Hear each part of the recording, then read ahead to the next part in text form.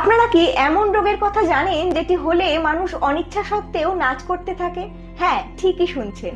1518 সালে ফ্রান্সের স্ট্রাসবার্গ শহরে ত্রোফিয়া নামক এক মহিলা হঠাৎ করেই একদিন রাস্তার মধ্যে নাচ করতে আরম্ভ করে। এই ঘটনা দেখে চারপাশে লোকজন জমা হয়ে যায়। সকলেই ভাবতে থাকে হয়তো তিনি মজা করছেন, কিন্তু না। ঘন্টার পর ঘন্টা কেটে গেলেও মহিলা কিছুতেই তার নাচ থামায় না। অবাক করা বিষয় হলো, এর মাত্র কয়েকদিনের মধ্যেই শহরের আরো প্রায় 100 জনেরও বেশি মানুষ রাস্তায় নেমে একইভাবে নাচ করতে শুরু করে এবং কোনো রকম বিরতি ছাড়াই। নাচতে নাচতে তারা এতটাই ক্লান্ত হয়ে পড়ে যে কেউ বা হার্ট অ্যাটাকে মারা যায়, আবার কেউ বা স্ট্রোকে নিঃশ্বাস বন্ধ হয়ে। আশ্চর্য এই ঘটনা ইতিহাসে ড্যান্সিং প্লেগ বলে পরিচিত। বিজ্ঞানীরা এখনো সন্ধান করতে পারেনি যে ঠিক কি কারণে এই ঘটনা ঘটেছিল।